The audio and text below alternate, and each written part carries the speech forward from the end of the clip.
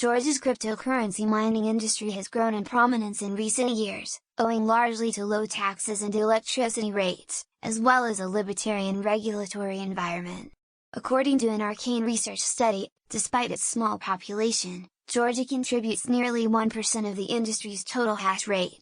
Despite its absence from the mining sector, Georgia has abundant hydropower and ranks 7th in the World Bank's Ease of Doing Business Index, ahead of the United Kingdom and Germany. Despite its small size and population, Georgia has a large number of Bitcoin miners. Excluding the occupied territories, the country has a total area of 69,700 square kilometers and a population of 3.7 million people.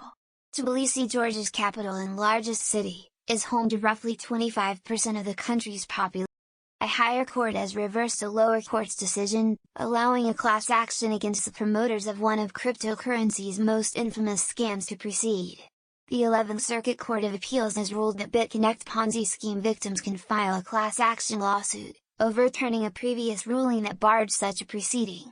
Because the Securities Act prohibits free online solicitation, we overturn the District Court's dismissal of the Section 12 claim.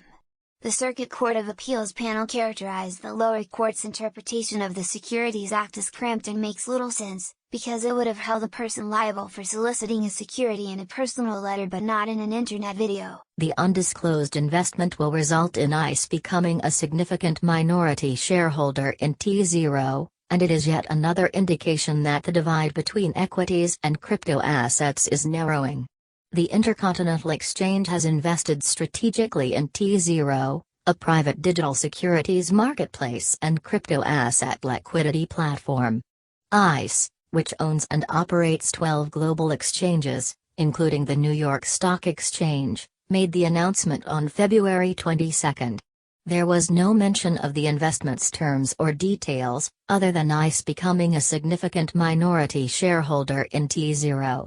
The platform's target market is financial firms and investors looking for access to a digital marketplace and unique private assets and equities such as cryptocurrencies and non-fungible tokens. Hedera's bar is leading a crypto market rebound, rising 14% in the last 24 hours to $0.2306 on the back of the announcement of the Hedera Starter launch as the ecosystem prepares for the smart contract era.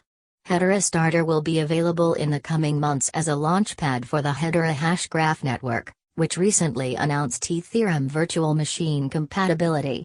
Hedera hashgraph is a public distributed ledger network with a governing body made up of well-known companies such as Google and IBM. The Thomson Reuters Foundation Fellowship on Social Media and Digital Journalism at the Chinese University of Hong Kong, as well as the Kiplinger Fellowship at Ohio University in the United States, have both been awarded.